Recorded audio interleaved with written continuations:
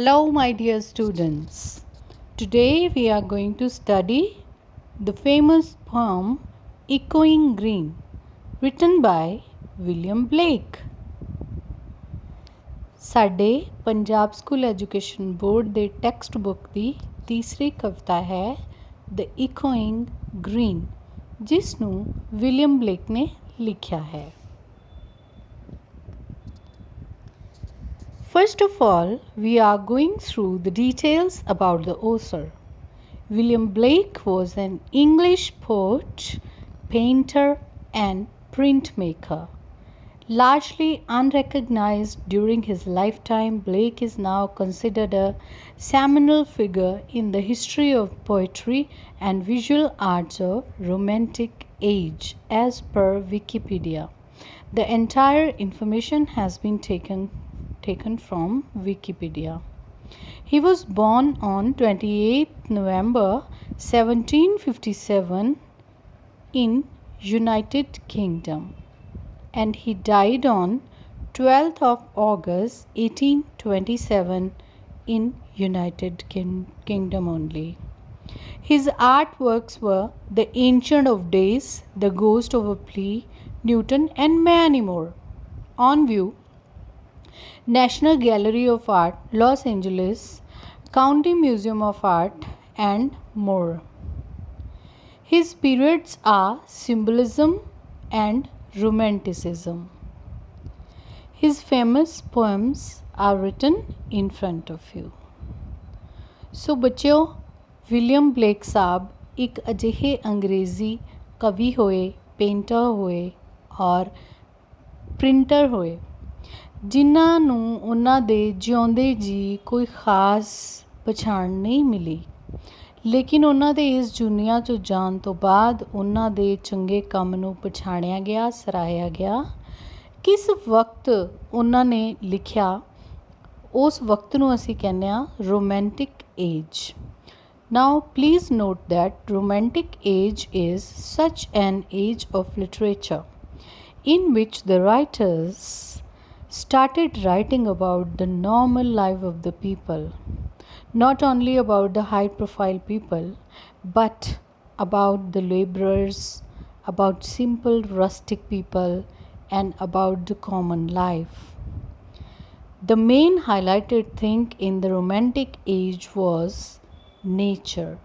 Most of the romantic poetry is actually nature poetry. So, in Romantic Age, the poems were written about nature, common life, love, feelings, psychological aspect of human life. ਤਾਂ ਬੱਚਿਓ, ਉਹਨਾਂ ਬਾਰੇ ਪੜ੍ਹਨ ਤੋਂ ਪਹਿਲਾਂ ਅਸੀਂ ਉਹਨਾਂ ਦੇ ਸਮੇਂ ਨੂੰ ਸਮਝਾਂਗੇ। ਉਸ ਸਮੇਂ ਜੋ ਸਾਹਿਤ ਲਿਖਿਆ ਗਿਆ, ਸਾਹਿਤ ਨੂੰ ਵੱਡੇ ਵੱਡੇ ਨਾਮਾਂ, ਵੱਡੇ ਵੱਡੇ ਕਾਫੀ ਟੇਬਲ ਡਿਸਕਸ਼ਨਸ, ਵੱਡੇ ਵੱਡੇ ਸਾਹਿਤ ਸਭਾਵਾਂ 'ਚੋਂ ਕੱਢ ਕੇ ਲੇਖਕਾਂ ਨੇ ਆਮ ਜ਼ਿੰਦਗੀ 'ਚ ਲੈ ਕੇ ਆਂਦਾ, ਆਮ ਲੋਕਾਂ ਬਾਰੇ ਲਿਖਣਾ ਸ਼ੁਰੂ ਕੀਤਾ। ਆਮ ਲੋਕਾਂ ਦੀ ਗੱਲ ਹੋਈ, ਮਜ਼ਦੂਰਾਂ ਦੀ ਗੱਲ ਹੋਈ, ਗਰੀਬਾਂ ਦੀ ਗੱਲ ਹੋਈ ਔਰ ਜ਼ਿੰਦਗੀ ਦੇ ਆਮ ਛੋਟੇ ਛੋਟੇ ਸੰਘਰਸ਼ਾਂ ਦੀ ਗੱਲ ਹੋਈ। ਸਭ ਤੋਂ ਜ਼ਿਆਦਾ ਕਵਿਤਾਵਾਂ ਇਸ ਸਮੇਂ ਦੇ ਵਿੱਚ ਪ੍ਰਕਿਰਤੀ ਉੱਪਰ ਲਿਖੀਆਂ ਗਈਆਂ। ਇਸ ਲਈ ਰੋਮੈਂਟਿਕ ਏਜ ਹੈ ਜਿਹੜੀ, ਐਕਚੁਅਲੀ ਉਹ ਨੇਚਰ ਪੋਇਟਰੀ ਦੀ ਏਜ ਮੰਨੀ ਜਾਂਦੀ ਹੈ। ਵੱਖ-ਵੱਖ ਮਨੁੱਖੀ ਸੂਖਮ ਭਾਵਨਾਵਾਂ ਅਤੇ ਮਨੋਵਿਗਿਆਨਿਕ ਪੱਖਾਂ ਦੇ ਉੱਤੇ ਵੀ ਬਹੁਤ ਸਾਹਿਤ ਦੀ ਰਚਨਾ ਹੋਈ ਅਤੇ ਪਿਆਰ ਬਾਰੇ ਵੀ ਇਸ ਏਜ ਦੇ ਵਿੱਚ ਬਹੁਤ ਸੋਹਣਾ ਅਤੇ ਡੂੰਘਾ ਲਿਖਿਆ ਗਿਆ। ਇਸ ਲਈ ਇਸ ਸਮੇਂ ਨੂੰ ਅਸੀਂ ਰੋਮੈਂਟਿਕ ਏਜ ਕਹਿ ਦਿੰਦੇ ਹਾਂ। ਇਸ ਸਮੇਂ ਦੇ ਵਿੱਚ ਹੀ ਵਿਲੀਅਮ ਬਲੇਕ ਦੀ ਪੋਇਟਰੀ ਸਾਡੇ ਸਾਹਮਣੇ ਆਈ। I hope you liked the introduction of the writer. Now we are coming over to the introduction of the poem. The Echoing Green has been taken from Blake's Songs of Innocence. ਬੱਚਿਓ, ਉਹਨਾਂ ਦੀ ਇੱਕ ਕਵਿਤਾ ਬਹੁਤ ਮਕਬੂਲ ਹੋਈ, Echoing Green, ਔਰ ਇਹ ਕਵਿਤਾ ਉਹਨਾਂ ਦੀ ਇੱਕ ਫੇਮਸ ਬੁੱਕ 'ਚੋਂ ਲਈ ਗਈ ਹੈ। ਬੁੱਕ ਦਾ ਨਾਂ ਹੈ Songs of Innocence.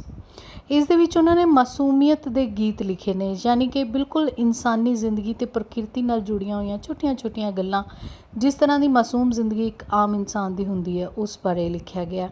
The poem can also be read as an extended metaphor for the progress of human life through its different stages. The green, that is the open green space, comes alive with the cheerful shouts of children and the songs of birds. ਉਹਨਾਂ ਨੇ ਆਪਣੀ ਇਸ ਕਵਿਤਾ ਦੇ ਵਿੱਚ ਇੱਕ ਬਾਗ ਦੀ ਗੱਲ ਕਰਕੇ ਇਨਸਾਨ ਦੀ ਜ਼ਿੰਦਗੀ ਕਿਵੇਂ ਅੱਗੇ ਵੱਧਦੀ ਹੈ ਇਸ ਬਾਰੇ ਦਿਖਾਇਆ ਹੋਇਆ। ਸੋ ਜਿਹੜਾ ਬਾਗ, ਜਿਹੜਾ ਗ੍ਰੀਨ, ਜਿਸ ਦੇ ਬਾਰੇ ਉਹਨਾਂ ਨੇ ਗੱਲ ਕੀਤੀ ਹੈ, ਉਹ ਜਿਉਂਦਾ ਹੋ ਜਾਂਦਾ ਹੈ ਜਦੋਂ ਉੱਥੇ ਬੱਚੇ ਆ ਕੇ ਖੇਡਦੇ ਨੇ ਅਤੇ ਪੰਛੀ ਆ ਕੇ ਗੀਤ ਗਾਉਂਦੇ ਨੇ। ਐਜ਼ ਦ ਚਿਲਡਰਨ ਪਲੇ, ਦ ਓਲਡਰ ਪੀਪਲ ਰਿਲੈਕਸ ਅੰਡਰ ਐਨ ਓਕ ਟਰੀ। ਜਦੋਂ ਬੱਚੇ ਖੇਡ ਰਹੇ ਨੇ ਤਾਂ ਉਹਨਾਂ ਨੂੰ ਕੌਣ ਦੇਖ ਰਹੇ ਨੇ? ਬਜ਼ੁਰਗ ਲੋਕ ਬੈਠੇ ਦੇਖ ਰਹੇ ਆ। You must have seen in the garden there are so many people when children are playing, most of the old people they are sitting on the benches and they are enjoying and relaxing seeing the plays of the children. ਬੱਚੇ ਜੋ ਛੋਟੀਆਂ ਛੋਟੀਆਂ ਖੇਡਾਂ ਖੇਡਦੇ ਨੇ, ਬਜ਼ੁਰਗ ਬੈਠ ਕੇ ਆਮ ਤੌਰ 'ਤੇ ਬਾਗਾਂ ਦੇ ਵਿੱਚ ਤੁਸੀਂ ਦੇਖਿਆ ਹੋਣਾ ਕਿ ਉਹਨਾਂ ਨੂੰ ਖੇਡਦੇ ਹੋਏ ਦੇਖ ਕੇ ਖੁਸ਼ ਹੁੰਦੇ ਰਹਿੰਦੇ ਨੇ। And they remind their own lives when they were children ਔਰ ਵੈਨ ਦੇ ਵਰ ਯੰਗ। ਤਾਂ ਉਹ ਆਪਣਾ ਵੀ ਬਚਪਨ ਅਤੇ ਜਵਾਨੀ ਯਾਦ ਕਰਦੇ ਨੇ। ਦੀਸ old people feel happy as ਦੇ ਵਾਚ ਚਿਲਡਰਨ ਐਟ ਪਲੇ। ਬੱਚਿਆਂ ਨੂੰ ਖੇਡਦਾ ਦੇਖ ਕੇ ਉਹਨਾਂ ਨੂੰ ਬੜੀ ਖੁਸ਼ੀ ਮਿਲਦੀ ਹੈ। They are reminded of their own childhood. ਆਪਣਾ ਬਚਪਨ ਉਹਨਾਂ ਨੂੰ ਯਾਦ ਆਉਂਦਾ ਹੈ। As old John does laugh away care, he shakes off the problems of his day to day life for time being. ਜਦੋਂ ਇਸ ਕਵਿਤਾ 'ਚ ਦਿਖਾਇਆ ਕਿ ਬੁੱਢਾ ਜੌਨ ਆਪਣੇ ਦੋਸਤਾਂ ਨਾਲ ਬੈਠ ਕੇ ਬੱਚਿਆਂ ਦੀਆਂ ਖੇਡਾਂ ਦੇਖਦਾ ਹੈ, ਤਾਂ ਉਹ ਆਪਣੀ ਰੋਜ਼ਮर्रा ਦੀ ਜ਼ਿੰਦਗੀ ਦੀ ਜਿਹੜੀ ਛੋਟੀ ਛੋਟੀਆਂ ਦਿੱਕਤਾਂ ਨੇ, ਮਜਬੂਰੀਆਂ ਨੇ, ਕੋਈ ਉਸ ਦੀਆਂ ਪ੍ਰੋਬਲਮਸ ਨੇ, ਸਮੱਸਿਆਵਾਂ ਨੇ, ਉਹਨਾਂ ਨੂੰ ਭੁੱਲ ਜਾਂਦਾ ਹੈ ਅਤੇ ਖੁਸ਼ੀ ਮਹਿਸੂਸ ਕਰਦਾ ਹੈ। He thus shares the carefree laughter of the children. This poem says that no negative emotion of fear, despair, pain or grief ruffles the peace and serenity of the green. After spending the fun-filled day on the green, the children return home at sunset. They are tired but fulfilled. They go home to the protective warmth of their mother's lap in the evening. ਇਸ ਕਵਿਤਾ 'ਚ ਗੱਲ ਕੀਤੀ ਗਈ ਹੈ ਕਿ ਕਿਸੇ ਵੀ ਤਰ੍ਹਾਂ ਦੀ ਕੋਈ ਨਕਾਰਾਤਮਕ ਭਾਵਨਾ, ਚਾਹੇ ਉਹ ਫੀਅਰ ਦੀ ਹੋਵੇ ਯਾਨੀ ਕਿ ਡਰ, ਡੈਸਪੇਅਰ ਯਾਨੀ ਕਿ ਦੁੱਖ, ਪੇਨ ਯਾਨੀ ਕਿ ਦਰਦ, ਗਰੀਫ ਯਾਨੀ ਕਿ ਗਹਿਰਾ ਦੁੱਖ, ਕੁਛ ਵੀ ਹੋਵੇ, ਉਸ ਦੇ ਨਾਲ ਅਸੀਂ ਹਰੇ ਭਰੇ ਵਾਤਾਵਰਨ ਦੀ ਪੀਸ ਮਤਲਬ ਸ਼ਾਂਤੀ, ਸਿਰਨਿਟੀ ਦਾ ਮਤਲਬ ਵੀ ਸ਼ਾਂਤੀ ਹੁੰਦਾ ਹੈ, ਅਸੀਂ ਉਸ ਦੀ ਸੁੱਖ ਸ਼ਾਂਤੀ ਨੂੰ ਭੰਗ ਨਹੀਂ ਕਰ ਸਕਦੇ। After spending the fun filled day of the green, the children return home at sunset. ਜਦੋਂ ਬੱਚੇ ਸਾਰਾ ਦਿਨ ਬਾਗ ਵਿੱਚ ਖੇਡਦੇ ਨੇ ਤਾਂ ਸੂਰਜ ਛੁਪਣ ਤੋਂ ਬਾਅਦ ਉਹ ਆਪਣੇ ਘਰਾਂ ਨੂੰ ਮੁੜਦੇ ਨੇ। ਦੇ ਆਰ ਟਾਇਰਡ ਬਟ ਫੁਲਫਿਲਡ। ਬੱਚੇ ਥੱਕੇ ਜ਼ਰੂਰ ਹੁੰਦੇ ਨੇ ਪਰ ਖੁਸ਼ ਹੁੰਦੇ ਨੇ, ਆਪਣੇ ਆਪ ਦੇ ਵਿੱਚ ਤਸੱਲੀ ਮਹਿਸੂਸ ਕਰਦੇ ਨੇ, ਔਰ ਜਿਸ ਦਿਨ ਉਹ ਨਹੀਂ ਖੇਡਦੇ ਉਹ ਖਾਲੀਪਨ ਮਹਿਸੂਸ ਕਰਦੇ ਨੇ। Children, you must B identifying all these incidents with your life also. When you play with your friends, you are very happy, but in the evening, where do you want to go? You want to go back home. ਤੁਸੀਂ ਵੀ ਜਿਵੇਂ ਆਪਣੀ ਜ਼ਿੰਦਗੀ 'ਚ ਖੇਡਦੇ ਹੋ ਅਤੇ ਸ਼ਾਮ ਨੂੰ ਜਿੰਨਾ ਮਰਜ਼ੀ ਖੇਡੀ ਜਾਓ, ਸ਼ਾਮ ਨੂੰ ਤੁਹਾਡਾ ਆਪਣੇ ਘਰ ਜਾਣ ਦਾ ਜੀਅ ਕਰਦਾ। They go home to the protective warmth of their parents' mother's lap in the evening. ਸਾਰੇ ਬੱਚਿਆਂ ਨੂੰ ਸ਼ਾਮ ਨੂੰ ਮਾਂ ਚਾਹੀਦੀ ਹੁੰਦੀ ਹੈ, ਮਾਂ ਦੀ ਗੋਦ ਚਾਹੀਦੀ ਹੁੰਦੀ ਹੈ। ਸੋ ਇਸ ਤਰ੍ਹਾਂ ਇਹ ਕਵਿਤਾ ਸਾਨੂੰ ਦੱਸਦੀ ਹੈ ਕਿ ਸਾਡੀ ਜ਼ਿੰਦਗੀ ਇੱਕ ਖੇਡ, ਇੱਕ ਜੋਸ਼, ਇੱਕ ਖੁਸ਼ੀ ਤੋਂ ਸ਼ੁਰੂ ਹੁੰਦੀ ਹੈ, ਪਰ ਉਸ ਦਾ ਅੰਤ ਇੱਕ ਢਲਦੀ ਹੋਈ ਸ਼ਾਮ ਦੀ ਤਰ੍ਹਾਂ ਆਪਣੇ ਘਰ ਅਤੇ ਆਪਣਿਆਂ ਦੇ ਵਿੱਚ ਹੀ ਹੁੰਦਾ ਹੈ। Now coming over to the glossary.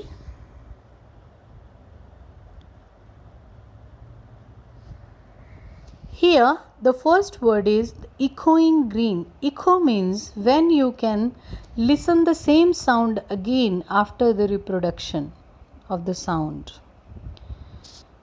An open green space or a playground in the village, reverberating with the noise made by the children and the birds. ਇਸ ਕਵਿਤਾ ਦੇ ਵਿੱਚ echoing green ਉਸ ਬਾਗ ਨੂੰ ਕਿਹਾ ਗਿਆ ਜਿੱਥੇ ਬੱਚੇ ਖੇਡਦੇ ਆ, ਉਹਨਾਂ ਦੀਆਂ ਕਿਲਕਾਰੀਆਂ ਦੇ ਨਾਲ ਉਹ ਬਾਗ ਗੂੰਜ ਉੱਠਦਾ ਹੈ। Second, care, the feeling of worry or anxiety. care ਜਾਂ ਪਰਵਾਹ ਦਾ ਮਤਲਬ ਹੁੰਦਾ ਹੈ ਜਦੋਂ ਅਸੀਂ ਕਿਸੇ ਦੀ ਫਿਕਰ ਕਰਦੇ ਹਾਂ। old folk means aged people, means ਬਜ਼ੁਰਗ ਲੋਕ। weary, weary means tired, इसदा मतलब थके हुए। descend, descend means come down, ਕਿਸੇ ਉੱਚੀ ਥਾਂ ਤੋਂ ਨੀਵੇਂ ਵੱਲ ਨੂੰ ਆਉਣਾ, ਉਸ ਨੂੰ ਅਸੀਂ ਕਹਿੰਦੇ ਹਾਂ descend। Next I have two pictures for you because you will listen their names in the poem. First is skylark, the second is thrush. The poet will talk about these birds. In this poem, the poet is talking about skylark and thrush. Skylark is in front of you. ਜਿਸ ਤਰ੍ਹਾਂ ਸਾਡੇ ਤੁਸੀਂ ਆਲੇ ਦੁਆਲੇ ਦੇਖਦੇ ਹੋ ਚਿੜੀਆਂ, ਉਹਨਾਂ ਚਿੜੀਆਂ ਦੀ ਦੋ ਕਿਸਮ ਦੀਆਂ ਚਿੜੀਆਂ ਨੇ, ਸਕਾਈਲਾਰਕ ਅਤੇ ਥਰਸ਼। The next I have pictures for you of the echoing green, the original poetry that has been explained in the poem, and the oak tree which has been referred to by the poet. ਇਸ ਕਵਿਤਾ ਦੇ ਵਿੱਚ ਕਵੀ ਨੇ ਦੋ ਤਰ੍ਹਾਂ ਦੀਆਂ ਗੱਲਾਂ ਕੀਤੀਆਂ ਨੇ, ਇੱਕ ਬਲੂਤ ਦੇ ਦਰਖਤ ਦੀ ਗੱਲ ਕੀਤੀ ਹੈ ਔਰ ਇੱਕ ਉਸ ਗਾਰਡਨ ਦੀ ਗੱਲ ਕੀਤੀ ਹੈ, ਔਰ ਦੋਨੋਂ ਤਸਵੀਰਾਂ ਤੁਹਾਡੇ ਸਾਹਮਣੇ ਨੇ। I have told you everything so that you may be understand and you may be able to visualize the entire poem, ਤਾਂ ਕਿ ਤੁਸੀਂ ਪੂਰੀ ਕਵਿਤਾ ਨੂੰ ਸਮਝ ਸਕੋ। Let's start reading the text of the poem. First of all, I'll recite the complete poem. Later on, I'll explain it. The sun does arise and make happy the skies. The merry bells ring to welcome the spring. The skylark and thrush, the birds of the bush, sing louder around to the bells' cheerful sound. While our sport shall be seen on the echoing green, old John with white hair does laugh away care, sitting under the oak among the old folk. They laugh at our play, and soon they all say, such were the joys when we all girls and boys in our youth's time were seen on the echoing green, till the little ones weary no more can be merry.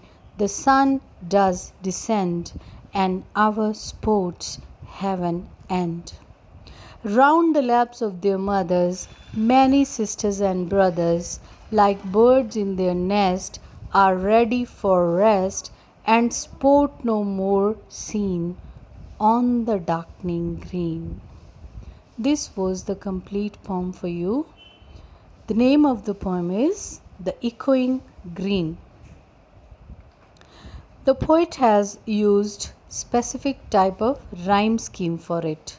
For example, you can see arise skies, A, ring spring, B, thrush bush, C, around sound, D, scene green, E, hair care, F, oak folk, G, play say, H, joys boys, I, scene green, J, very merry, K, descend end, L, mothers brothers, M, nest rest, N, scene green, O. So in this way the complete rhyme scheme of the poem is A, B, C, D, E, and so on. Now let's discuss the complete poem. The sun does arise and make happy the skies. ਤੁਸੀਂ ਬੱਚੋ ਸਵੇਰੇ ਸੂਰਜ ਉਗਦੇ ਨੂੰ ਜਦੋਂ ਦੇਖਦੇ ਹੋ ਤਾਂ ਇੱਕ ਹਨੇਰੇ ਭਰਿਆ ਉਦਾਸ ਆਕਾਸ਼ ਜਦੋਂ ਰੋਸ਼ਨ ਹੁੰਦਾ ਹੈ ਤਾਂ ਖੁਸ਼ ਹੋ ਜਾਂਦਾ ਹੈ। ਸਵੇਰ ਦੀ ਲਾਲੀ ਆਕਾਸ਼ ਨੂੰ ਖੁਸ਼ ਤੇ ਸੁੰਦਰ ਬਣਾ ਦਿੰਦੀ ਹੈ। ਤਾਂ ਕਵੀ ਕਹਿੰਦਾ ਹੈ ਕਿ ਜਦੋਂ ਸੂਰਜ ਚੜ੍ਹਦਾ ਹੈ ਤਾਂ ਉਹ ਆਕਾਸ਼ ਨੂੰ ਖੁਸ਼ੀਆਂ ਦੇ ਦਿੰਦਾ ਹੈ। The merry bells ring to welcome the spring. ਇਸ ਸਮੇਂ ਸਾਨੂੰ ਤਰ੍ਹਾਂ ਤਰ੍ਹਾਂ ਦੀਆਂ ਘੰਟੀਆਂ ਪ੍ਰਕਿਰਤੀ 'ਚੋਂ ਸੁਣਾਈ ਦਿੰਦੀਆਂ ਨੇ ਅਤੇ ਉਹ ਘੰਟੀਆਂ ਕੀ ਕਰ ਰਹੀਆਂ ਨੇ, ਉਹ ਸਪਰਿੰਗ ਯਾਨੀ ਕਿ ਬਹਾਰ ਦੇ ਮੌਸਮ ਨੂੰ ਵੈਲਕਮ ਯਾਨੀ ਕਿ ਉਸ ਦਾ ਸਵਾਗਤ ਕਰ ਰਹੀਆਂ ਨੇ। The skylark and thrush the birds of the bush. ਹੁਣ ਤੁਹਾਨੂੰ ਮੈਂ ਦੋ ਪੰਛੀਆਂ ਦੀ ਤਸਵੀਰ ਦਿਖਾਈ ਸੀ, ਸਕਾਈਲੈਕ ਅਤੇ ਥਰਸ਼।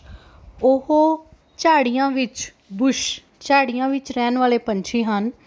ਉਹ ਉੱਚੀ ਉੱਚੀ ਗਾਉਣਾ ਸ਼ੁਰੂ ਕਰ ਦਿੰਦੇ ਹਨ। ਦੇ ਸਿੰਗ ਲਾਊਡਰ। ਕਿਉਂ ਸਿੰਗ ਕਰ ਰਹੇ ਨੇ ਉਹ, ਕਿਉਂ ਗੀਤ ਗਾ ਰਹੇ ਨੇ ਉਹ? To the bells cheerful sound. ਉਹਨਾਂ ਦੇ ਗੀਤ ਗਾਉਣ ਦੇ ਪਿੱਛੇ ਵੀ ਇਹੀ ਕਾਰਨ ਹੈ ਕਿ ਉਹ ਕੀ ਕਰਨਾ ਚਾਹੁੰਦੇ ਨੇ, ਉਹ ਸਪਰਿੰਗ ਦਾ ਸਵਾਗਤ ਕਰਨਾ ਚਾਹੁੰਦੇ ਨੇ। Sing louder around to the bells cheerful sound while our sport shall be seen on the echoing green. ਜਦੋਂ ਇਹ ਸਾਰੀਆਂ ਘਟਨਾਵਾਂ ਵਾਪਰ ਰਹੀਆਂ ਨੇ ਉਦੋਂ ਅਸੀਂ ਕੀ ਕਰ ਰਹੇ ਹਾਂ, ਅਸੀਂ ਉਸ ਹਰੇ ਹਰੇ ਮੈਦਾਨ ਦੇ ਵਿੱਚ, ਘਾਹ ਦੇ ਵਿੱਚ, ਬੂਟਿਆਂ ਦੇ ਵਿੱਚ ਆਪਣੇ ਬੱਚਿਆਂ ਦੇ ਨਾਲ, ਸਾਥੀਆਂ ਦੇ ਨਾਲ ਖੇਡ ਰਹੇ ਹਾਂ। Old John with white hair does laugh away care. ਇੱਥੇ ਕੇਅਰ ਦਾ ਮਤਲਬ ਹੈ ਚਿੰਤਾ, ਪਰੇਸ਼ਾਨੀ। ਸੋ ਓਲਡ ਜੌਨ, ਇੱਕ ਬੁੱਢਾ ਜੌਨ ਹੈ, ਆਪਣੇ ਦੋਸਤਾਂ ਨਾਲ ਬੈਠਾ ਹੈ, ਉਸਦੇ ਵਾਲ ਸਫੇਦ ਹਨ, ਸਾਡੀ ਖੇਡ ਦੇਖ ਦੇਖ ਕੇ ਹੱਸਣ ਲੱਗ ਜਾਂਦਾ ਹੈ ਅਤੇ ਆਪਣੀ ਸਾਰੀ ਚਿੰਤਾ ਭੁੱਲ ਜਾਂਦਾ ਹੈ। Sitting under the oak among the old folk, they laugh at our play and soon they all say। ਉਹ ਸਾਰੇ ਬਲੂਤ ਦੇ ਦਰਖਤ ਦੇ ਨੀਚੇ ਬੈਠੇ ਆ। ਤੁਹਾਨੂੰ ਯਾਦ ਹੈ ਨਾ, ਮੈਂ ਤੁਹਾਨੂੰ ਤਸਵੀਰ ਦਿਖਾਈ ਸੀ। ਸੋ ਦਰਖਤ ਦੇ ਨੀਚੇ ਬੈਠੇ ਸਾਰੇ ਬਜ਼ੁਰਗ ਸਾਡੀਆਂ ਖੇਡਾਂ 'ਤੇ ਹੱਸਦੇ ਰਹਿੰਦੇ ਨੇ ਅਤੇ ਸਾਰੇ ਕਹਿਣ ਲੱਗ ਜਾਂਦੇ ਨੇ, ਸੱਚ were the joys when we all girls and boys। ਆਪਾਂ ਵੀ ਐਵੇਂ ਹੀ ਹੁੰਦੇ ਸੀ ਜਦੋਂ ਆਪਾਂ ਛੋਟੇ ਲੜਕੇ ਲੜਕੀਆਂ ਹੁੰਦੇ ਸੀ। ਇਨ ਆਵਰ ਯੂਥ ਟਾਈਮ ਵਰ scene on the echoing green. ਆਪਣੀ ਉਸ ਨੌਜਵਾਨੀ ਦੀ, ਯੂਥ ਟਾਈਮ ਦੀ ਅਵਸਥਾ ਦੇ ਵਿੱਚ ਅਸੀਂ ਵੀ ਇਹਨਾਂ ਬਾਗਾਂ 'ਚ ਦੇਖੇ ਜਾਂਦੇ ਸੀ।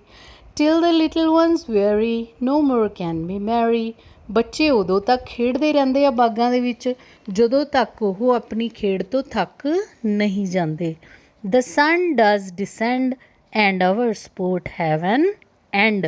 ਜਿਸ ਤਰ੍ਹਾਂ ਸਾਡੀ ਕਵਿਤਾ ਸੂਰਜ ਦੇ ਚੜ੍ਹਨ ਤੋਂ ਸ਼ੁਰੂ ਹੁੰਦੀ ਹੈ, ਇਹ ਕਵਿਤਾ ਸਾਡੀ ਸੂਰਜ ਦੇ ਛੁਪਣ 'ਤੇ ਖਤਮ ਹੁੰਦੀ ਹੈ।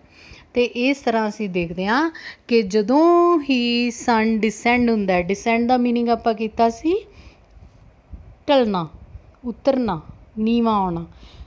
ਜਦੋਂ ਹੀ ਸੂਰਜ ਢਲਦਾ ਹੈ ਤਾਂ ਸਾਡੀਆਂ ਖੇਡਾਂ ਨੇ ਜਿਹੜੀਆਂ ਉਹ ਖਤਮ ਹੋਣੀਆਂ ਸ਼ੁਰੂ ਹੋ ਜਾਂਦੀਆਂ ਨੇ, ਕਿਉਂਕਿ ਉਦੋਂ ਤੱਕ ਅਸੀਂ ਕੀ ਹੋ ਚੁੱਕੇ, ਵੀਅਰੀ ਹੋ ਚੁੱਕੇ, ਟਾਇਰਡ ਹੋ ਚੁੱਕੇ, ਥੱਕ ਚੁੱਕੇ।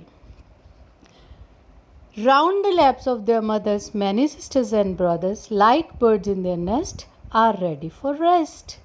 ਹੁਣ ਬੱਚੇ ਕਿੱਥੇ ਚਲੇ ਗਏ, ਆਪਣੀ ਮਾਂ ਬਾਪ ਦੀ ਗੋਦ 'ਚ ਚਲੇ ਗਏ। ਖਾਸ ਕਰ ਮਾਵਾਂ ਨੂੰ ਇਸ ਤਰ੍ਹਾਂ ਦੀ ਪਲਾਂ ਲਈ ਬੱਚੇ ਬਹੁਤ ਜ਼ਿਆਦਾ ਭਾਲਦੇ ਨੇ। ਜਦੋਂ ਥੱਕੇ ਹੁੰਦੇ ਆ ਤਾਂ ਮਾਂ ਦੀ ਗੋਦ 'ਚ ਜਾਂਦੇ ਆ। ਉਮਰ ਕੋਈ ਵੀ ਹੋਵੇ, ਮਾਂ ਦੀ ਗੋਦ ਹਰ ਇੱਕ ਨੂੰ ਬਹੁਤ ਸਕੂਨ ਅਤੇ ਸਹਾਰਾ ਦਿੰਦੀ ਹੈ। ਬਹੁਤ ਸਾਰੇ ਭੈਣ ਭਰਾ ਨੇ ਬਿਲਕੁਲ ਉਵੇਂ ਹੀ ਆਪਣੇ ਘਰਾਂ ਨੂੰ, ਆਪਣੀਆਂ ਮਾਵਾਂ ਕੋਲ ਮੁੜ ਜਾਂਦੇ ਨੇ ਜਿਸ ਤਰ੍ਹਾਂ ਪੰਛੀ ਆਪਣੇ ਆਲਣਿਆਂ 'ਚ ਮੁੜ ਜਾਂਦੇ ਨੇ।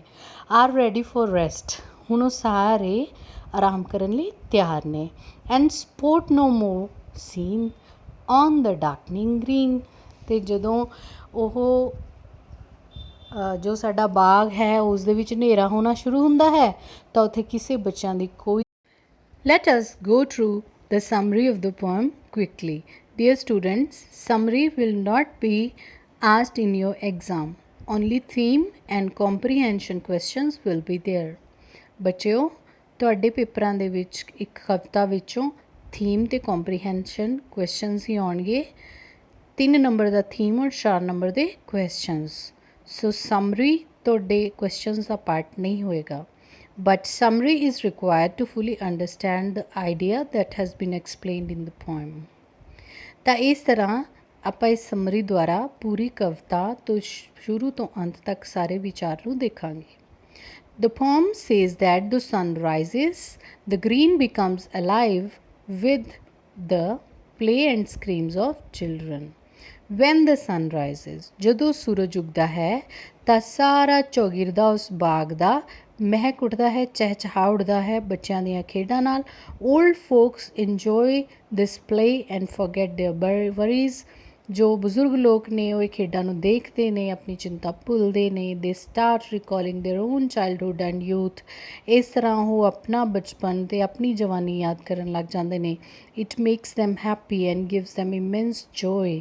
ਇਸ ਦੇ ਨਾਲ ਉਹ ਬਹੁਤ ਖੁਸ਼ ਹੁੰਦੇ ਨੇ ਅਤੇ ਉਹਨਾਂ ਨੂੰ ਬਹੁਤ ਜ਼ਿਆਦਾ ਖੁਸ਼ੀ ਮਿਲਦੀ ਹੈ। When the sun sets all children get tired। ਸੂਰਜ ਛੁਪਦਾ ਹੈ, ਬੱਚੇ ਸਾਰੇ ਥੱਕ ਜਾਂਦੇ ਹਨ। and return to their homes to enjoy the warmth of mother's lap। ਅਤੇ ਸਭ ਬੱਚੇ ਆਪਣੇ ਘਰਾਂ ਨੂੰ ਮੁੜਦੇ ਹਨ ਤਾਂ ਕਿ ਆਪਣੀ ਮਾਂ ਦੀ ਗੋਦ ਦਾ ਨਿੱਘ ਲੈ ਸਕਣ ਅਤੇ ਥਕਾਵਟ ਉਤਾਰ ਸਕਣ। just like birds returning to their nests। ਬਿਲਕੁਲ ਉਵੇਂ ਹੀ ਜਿਵੇਂ ਕਿ ਪੰਛੀ ਆਪਣੇ ਆਲਣਿਆਂ 'ਚ ਮੁੜ ਜਾਂਦੇ ਨੇ। coming over to the comprehension and enjoyment, today we'll discuss only first question. Tomorrow I'll tell you about the comprehension questions in detail. So today only the central idea of the poem। It's a beautiful nature poem। ਤਾਂ ਬੱਚਿਓ ਕਵਿਤਾ 'ਚ ਜੋ ਵੀ ਗੱਲ ਕੀਤੀ ਆ ਪ੍ਰਕਿਰਤੀ ਦੁਆਰਾ ਹੀ ਕੀਤੀ ਗਈ ਹੈ। nature heals every human pain। ਜਦੋਂ ਅਸੀਂ ਪ੍ਰਕਿਰਤੀ ਕੋਲ ਜਾਂਦੇ ਹਾਂ ਤਾਂ ਉਹ ਸਾਡਾ ਸਾਰਾ ਦੁੱਖ ਦੂਰ ਕਰ ਦਿੰਦੀ ਹੈ। We forget all our worries while we are in the lap of nature. ਪ੍ਰਕਿਰਤੀ 'ਚ ਜਾਂਦੇ ਹੀ ਬੱਚੇ ਵੀ ਖੁਸ਼ ਹੋ ਜਾਂਦੇ ਹਨ ਅਤੇ ਬਜ਼ੁਰਗ ਵੀ ਉਹਨਾਂ ਦੀ ਖੁਸ਼ੀ ਅਤੇ ਪ੍ਰਕਿਰਤੀ ਨੂੰ ਦੇਖ ਕੇ ਖੁਸ਼ ਹੋ ਜਾਂਦੇ ਹਨ। ਅਸੀਂ ਆਪਣੇ ਸਾਰੀਆਂ ਚਿੰਤਾਵਾਂ ਭੁੱਲ ਜਾਂਦੇ ਹਾਂ। ਨੇਚਰ ਨਰਚਰਸ ਆਲ ਬੀਇੰਗਸ। ਜਿੰਨੇ ਵੀ ਜੀਵ ਜੰਤੂ ਨੇ ਉਹਨਾਂ ਸਾਰਿਆਂ ਨੂੰ ਪਾਲਣ ਵਾਲਾ ਕੌਣ ਹੈ? ਪ੍ਰਕਿਰਤੀ। It remains unaffected by any pain or stress. ਪ੍ਰਕਿਰਤੀ ਦੇ ਉੱਪਰ ਖੁਦ ਕਿਸੇ ਵੀ ਦੁੱਖ ਦਰਦ ਜਾਂ ਕਿਸੇ ਵੀ ਦਬਾਅ ਦਾ ਕੋਈ ਅਸਰ ਨਹੀਂ ਹੁੰਦਾ। ਪ੍ਰਕਿਰਤੀ ਹਮੇਸ਼ਾ ਖੁਸ਼ ਰਹਿੰਦੀ ਹੈ। No negative emotion of fear, despair, pain or grief ruffles the peace and serenity of the green. ਇਸ ਹਰਿਆਵਲ ਦਾ, ਇਸ ਪ੍ਰਕਿਰਤੀ ਦਾ ਜਿਹੜਾ ਸੁਭਾਅ ਹੈ ਉਹ ਸੁਭਾਅ ਹਮੇਸ਼ਾ ਖੁਸ਼ ਰਹਿਣ ਅਤੇ ਸ਼ਾਂਤ ਰਹਿੰਦਾ ਹੈ।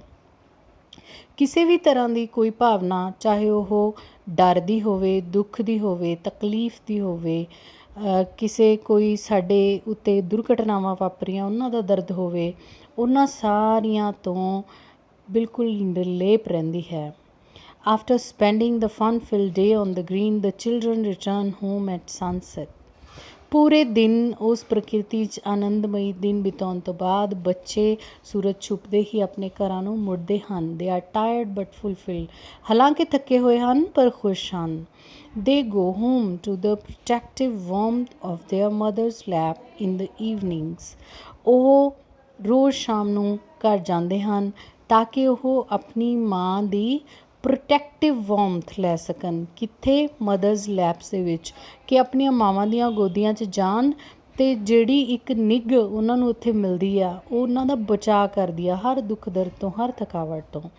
Similarly human beings spend their life time on earth and when they are tired and old they return to their home that is in the lap of God. ਇਸੇ ਤਰ੍ਹਾਂ ਇਹ ਮੰਨਿਆ ਜਾਂਦਾ ਹੈ ਕਿ ਮਨੁੱਖ ਵੀ ਆਪਣਾ ਜੀਵਨ ਬਿਲਕੁਲ ਸੂਰਜ ਉੱਗਣ ਦੀ ਤਰ੍ਹਾਂ ਇੱਥੇ ਹੱਸ ਖੇਡ ਕੇ ਧਰਤੀ 'ਤੇ ਬਿਤਾਉਂਦਾ ਹੈ। ਜਦੋਂ ਥੱਕਦਾ ਹੈ, ਬੁੱਢਾ ਹੁੰਦਾ ਹੈ ਤਾਂ ਆਪਣੇ ਘਰ ਮੁੜ ਜਾਂਦਾ ਹੈ। ਘਰ ਕੀ ਹੈ? ਪਰਮਾਤਮਾ ਦਾ ਘਰ, ਪਰਮਾਤਮਾ ਦੀ ਗੋਦ। ਇਸੇ ਲਈ ਅਸੀਂ ਕਹਿੰਦੇ ਹਾਂ ਕਿ ਜਿਨ੍ਹਾਂ ਲੋਕਾਂ ਦਾ ਦੇਹਾਂਤ ਹੋ ਜਾਂਦਾ ਹੈ ਕਿ ਉਹ ਪਰਮਾਤਮਾ ਕੋਲ ਚਲੇ ਗਏ। So commonness is the bliss which is gifted by nature to all beings on earth. So ਪ੍ਰਕਿਰਤੀ ਨੇ ਸਾਰੇ ਹੀ ਧਰਤੀ ਦੇ ਜੀਵ ਜੰਤੂਆਂ ਨੂੰ ਇੱਕ ਗਿਫਟ, ਇੱਕ ਆਪਾਂ ਕੀ ਕਹੀਏ ਉਪਹਾਰ ਕੀ ਦਿੱਤਾ ਹੈ? ਉਹ ਦਿੱਤਾ ਹੋਇਆ ਕਾਮਨੈਸ, ਸ਼ਾਂਤੀ। ਸੋ ਸਾਰੇ ਦੁੱਖਾਂ ਦਾ ਇਲਾਜ ਸ਼ਾਂਤੀ ਹੁੰਦਾ ਬੱਚਿਓ। ਇਨ short nature is our true friend and healer. ਤਾਂ ਅਸਲ ਗੱਲ ਕੀ ਹੈ ਕਿ ਪ੍ਰਕਿਰਤੀ ਹੀ ਸਾਡੀ ਸਭ ਤੋਂ ਵੱਡੀ ਦੋਸਤ ਹੈ ਅਤੇ ਸਾਡੇ ਸਾਰੇ ਦੁੱਖਾਂ ਨੂੰ ਦੂਰ ਕਰਦੀ ਹੈ। I hope you enjoyed this beautiful poem with me. Stay with me for the next part of this lesson, that is the comprehension question in the next part. Today we end up our lesson here about this poem. The name of the poem was The Echoing Green, written by William Blake from the book Songs of Innocence. I hope you enjoyed the session. At last, I request you to subscribe the channel so that you may get every kind of new lesson that I upload for you free of cost, complete study at your homes. Thank you very much.